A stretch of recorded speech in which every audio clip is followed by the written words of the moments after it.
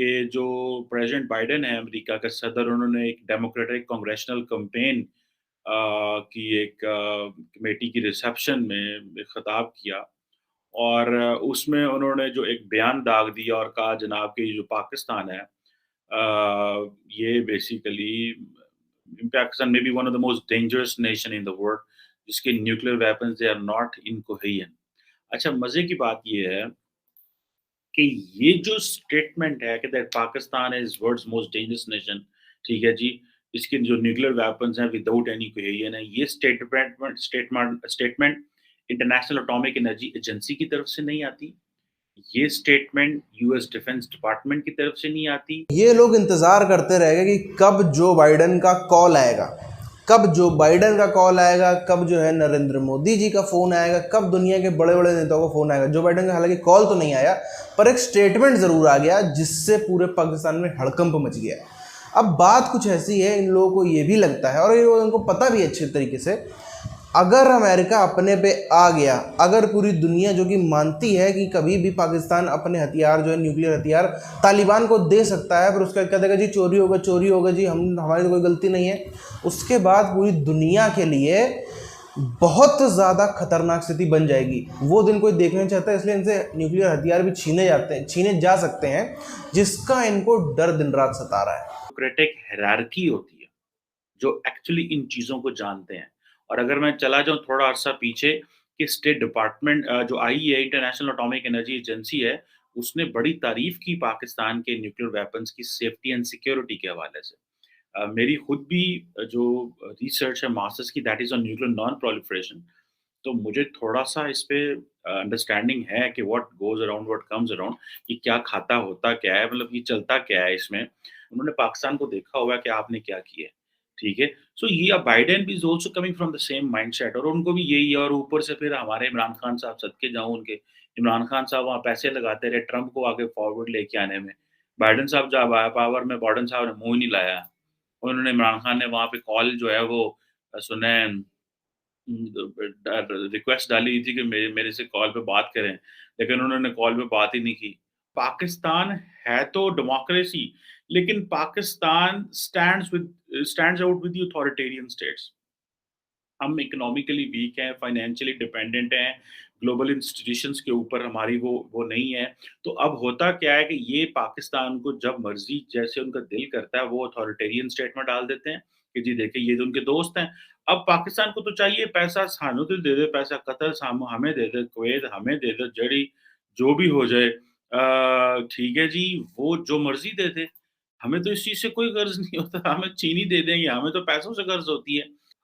Can a Pakistani politician or can a Pakistani origin politician manage such thing? वहाँ पे Pakistani politician जो America में बैठे हों, वो तो पाकिस्तान को गालियाँ देते हैं। वो कहते हैं जी कि जैसे वो तो सारे इमरान खान के हमाती हैं, जो कांग्रेस के इर्द-गिर्द हैं।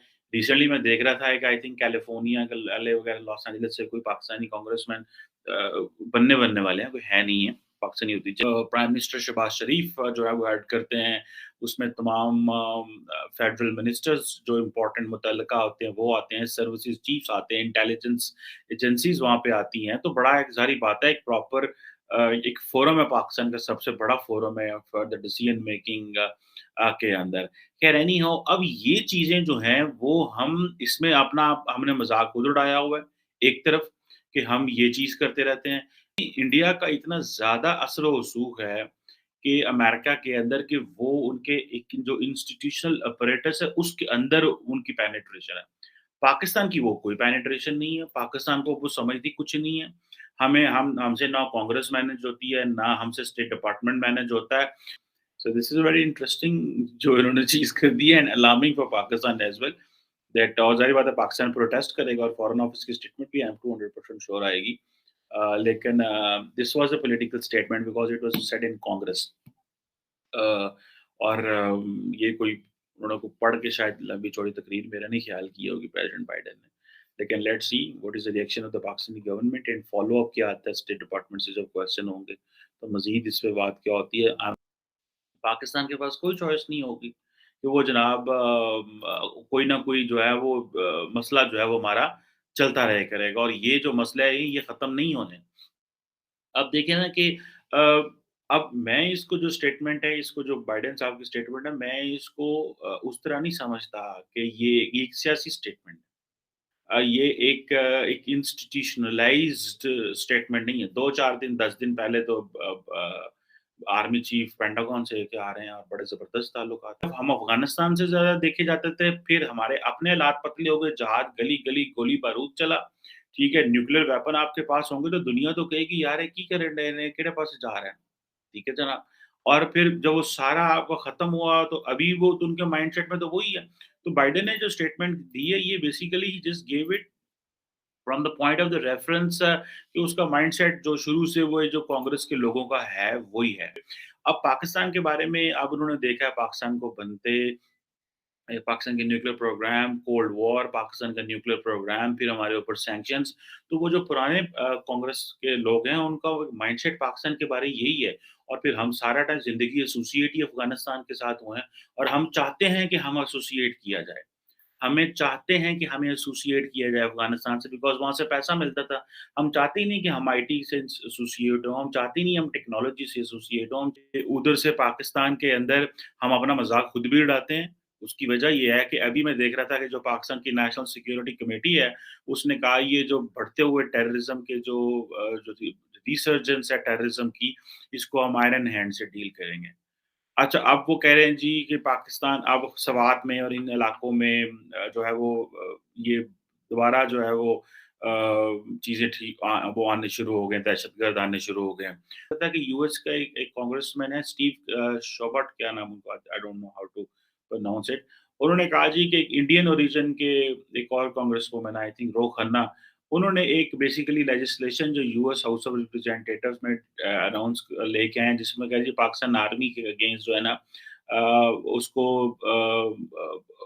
बेसिकली तो पाकिस्तान आर्मी को जो है ना वो एक उसके खिलाफ है और उसमें ये है कि ये जो बंगालीज हिंदूज जो हैं इनकी जो 1971 में बांग्लादेश में जो वॉर ऑफ लिबरेशन जिसको वो कहते हैं उसमें as a genocide and crimes against humanity जो है वो साबित किए जाएँ। प्रेसिडेंट बाइडेन ने ये कहा है और अब सारा दुनिया का मीडिया जो है वो इसको लेके खड़ा हो गया देखो जी बाइडेन साहब ने वहाँ पे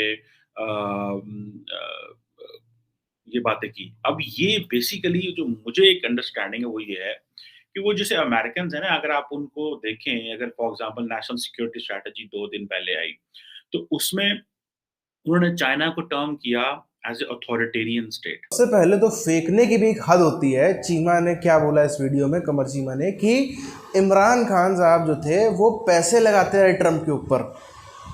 अब ये अपने आप में इतनी बड़ी चीज़ है, इनके चाहे एक्स प्राइम मिनिस्टर हो चाहे करंट प्राइम मिनिस्टर हो, जो करंट है वही जा जाके कहता रहता है जी हम मांगने नहीं आए, हमारी मजबूरी हमें दे दो।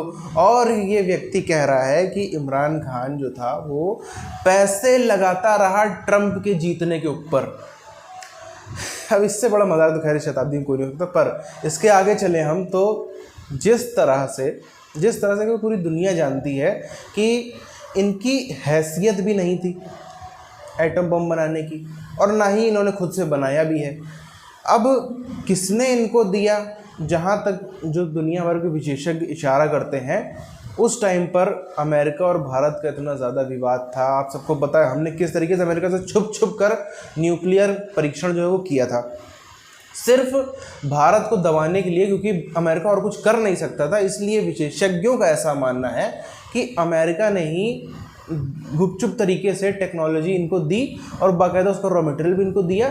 और ये वरना सीधी सी बात है, जो देश आज तक अपनी एक बाइक नहीं बना पाया, जो देश अपने यहाँ पे दवाइयाँ नहीं बना पाता है, अपने यहाँ पे छोटी से छोटी चीज़ नहीं बना पाता है, एक आज तक वो हेलीकॉप्टर नहीं बना पाए, वो एटम बम बना सकते हैं क्या? इससे बड़ा जो है वो दुनिया के सामने छलावा कोई नहीं हो सकता, नहीं बना सकते। और फिर अब लेकिन वो करते करते बात यहाँ तक आ गई है लेकिन कि वो अमेरिका के हाथ से ही निकलता चला जा रहा है पाकिस्तान। अमेरिका को भी अच्छी खासी पटकनी दे दी अफ़गानिस्तान में, इससे भी हम नहीं पीछे हट सकते, भले ही मिनिएचर लेवल पे छोटे स्तर पर, क्योंकि सामने अमेरिका तो कुछ नहीं कर सकते। उसकी छोटी जो टुकड़ियाँ फ़ौज की हैं जो अफ़गानिस्तान पड़ी थी उसको ही भले ही जैसे तैसे निकालना पड़ा, लेकिन कहीं ना कहीं दिया ना। अब कल को ये बोलने लग जाए, कल को ये चुपचाप तालिबानियों के हवाले कर दें, तालिबानियों के पास हालांकि पैसा नहीं है, तो तालिबानियों के पास पैसा भले ही नहीं, लेकिन पीछे कई सारी शक्तियाँ हैं, चाइना है और दुनिया के और कई सारे ऐसे संस्थान हैं, देश हैं जो मुंह पे मार देंगे तालिबान के पैसा कि लो पैसा हम दे रहे हैं, तुम उससे लो। चाइना भी शायद ऐसा कर सकता है, क्योंकि चाइना खुद से तो किसी पे चला नहीं सकता, ना सब धमकी तक नहीं दे सकता। चाइना ऐसा कर सकता है कि भाई तालिबान को पैसा देते, तालिबान के थ्रू अपने दुश्मनों पे ये सब करने की, ये सब चलाने की कोशिश करे और पीठ पीछे अपना साफ सुथरा बना रहे कि हम तो जी शांति चाहते हैं, हम तो शांति चाहते हैं। ऐसा कर सकता है चाइना। तो ऐसे कई सारे अलग अलग कारण हैं जिसके चलते जो पाकिस्तान के न्यूक्लियर एसेट्स हैं वो पूरी दुनिया के लिए खतरा कभी भी अचानक से बन सकते हैं। अचानक खबर आएगी कि भाई ऐसा ऐसा कांड हो गया, फिर अमेरिका कुछ कर ले, दुनिया का कोई कुछ कर ले, फिर वो चीज़ हाथ से निकल जाएगी। इसीलिए अभी से ही जो है वो तैयारियां चल रही हैं इनको जाल फंसाने की और उनसे न्यूक्लियर एसेट छीनने की।